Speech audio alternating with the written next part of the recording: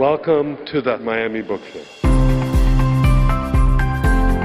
It's just so great to be around so many people who love books. One thing I grew up realizing was the power of language.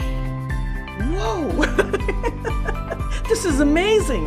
I love comic books so much that is what I do for a living.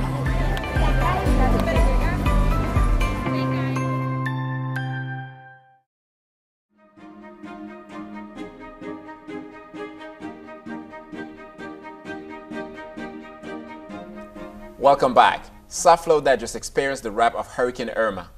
But 25 years ago, on August 24th, 1992, Miami experienced a force like never before, the force of Hurricane Andrew.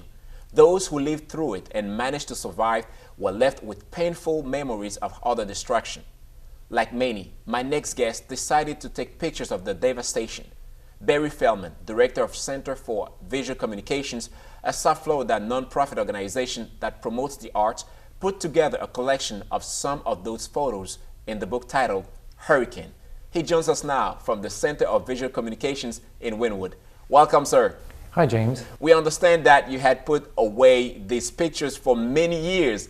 Why you wait 20 years to look at these pictures now? Hurricane Andrew was, of course, one of those intense experiences. And right after the storm, there was a lot to do. There was recovery, there was rebuilding, and I was involved in part of the effort that helped get Homestead in Florida City back running.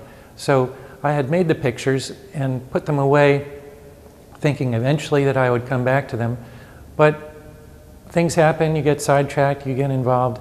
And at the time, the 20th anniversary of Hurricane Andrew was coming around, I thought, wow, let me think about my experience. And I remembered I had made these pictures, and I thought it'd be a good time to go look for them and try to find them and look at them again.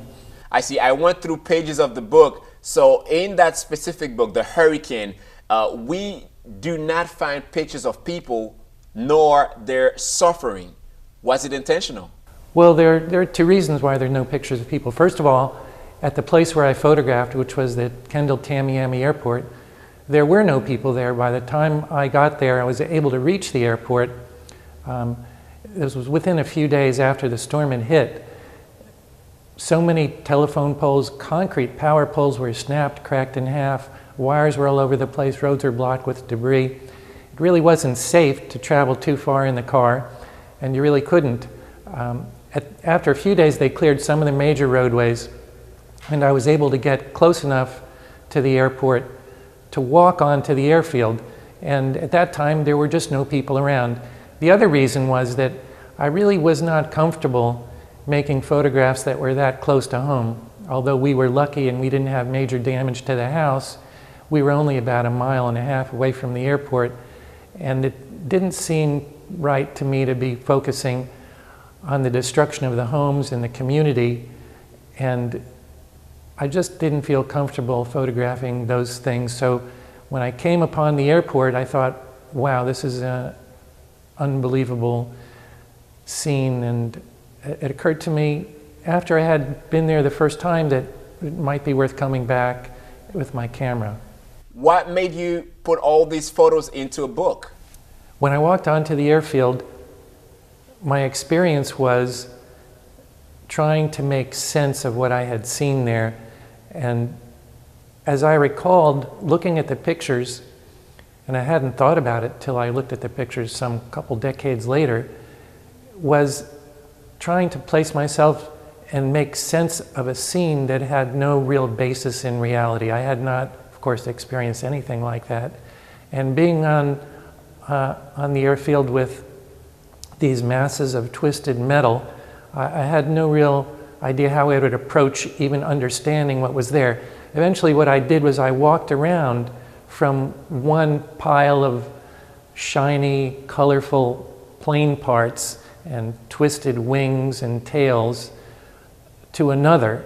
And it seemed like to me I could consider these assemblages almost as if they were unique creations that nature had imposed upon man's products, which were airplanes. So I thought, let me tell my story by how I experienced it, by walking from one bunch of metal and twisted wires to another, and it seemed natural that by walking from one plane to another and from one scene at the airfield to another, that this would be a way to tell it in a sequence and to have pictures that followed one after another as I had experienced walking through the airfield. Sure. As we look at the pictures of destruction on your book, what message you are trying to convey to the readers? Well, the first message, I think, is when you're confronted with a situation that you have no real tangible experience with, that you have to stop for a second, or at least it's useful to stop for a second and try to think and take it all in and develop a way for understanding where you are and for understanding perhaps what you've been through. So for me, here the lesson was to take a breath, to take it all in, and then it took me overnight, but after mulling it over and having the images in my head, I went back the next day with the camera thinking, okay, I can approach this unreal world that I'm in here as if they were designs imposed by nature and as if nature had created artwork out of these airplanes.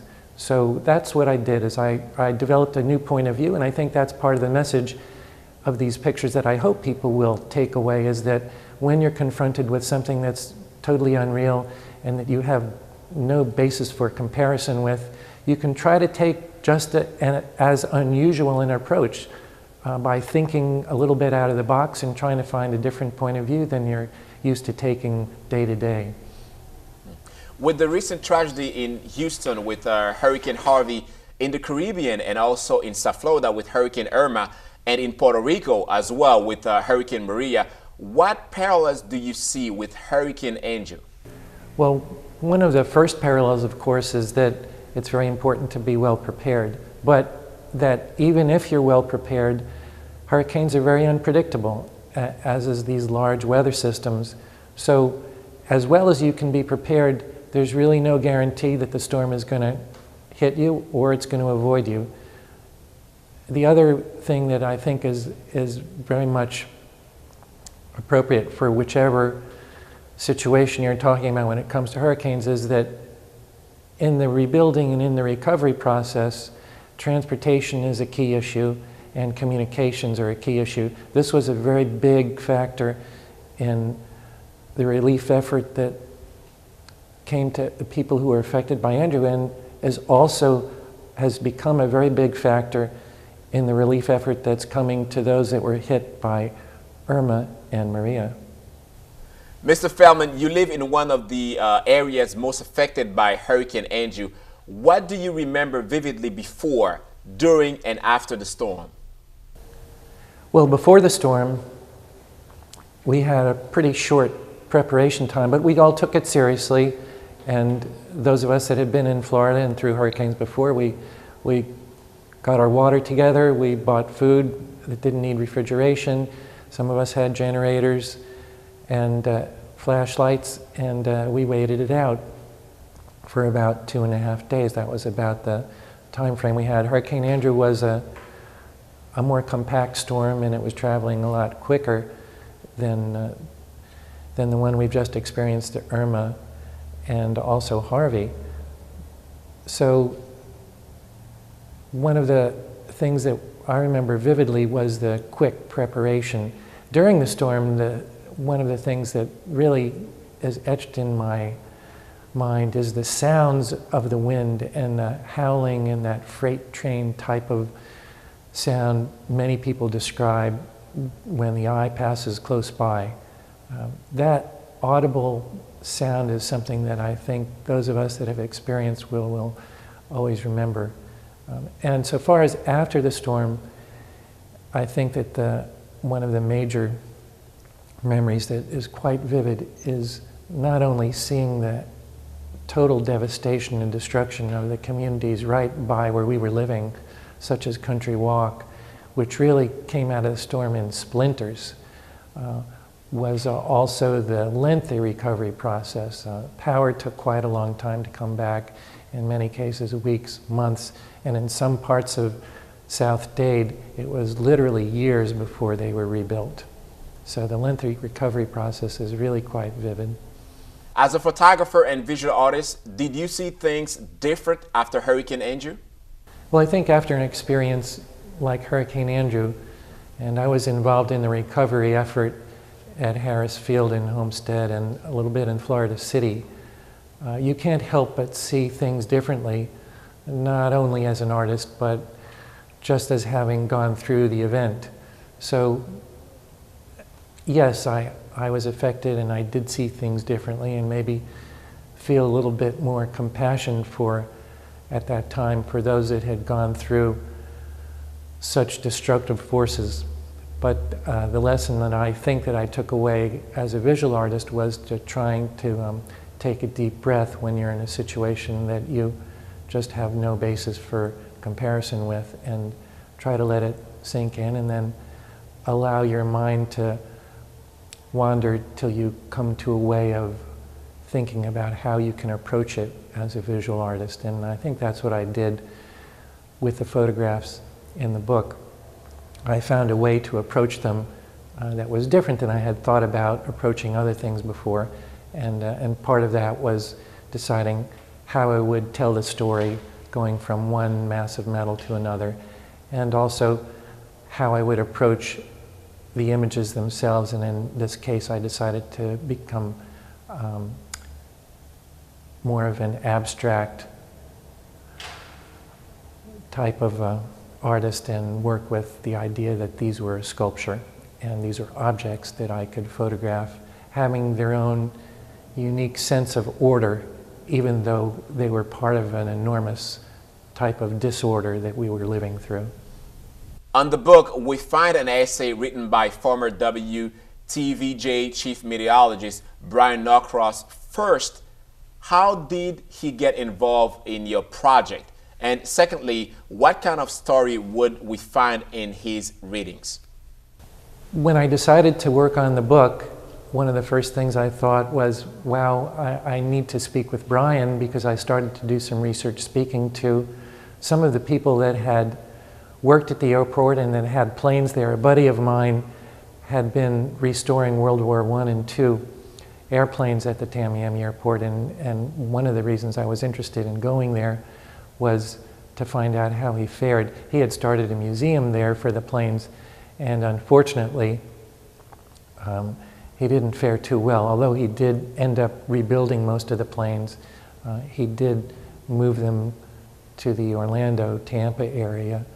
But during the research and speaking with him and a few other of the people that were managers at the airport and worked at the airport, I thought that I would want to speak with Brian about the specific tornadic activity that caused some of the severe damage at the airport area and Country Walk.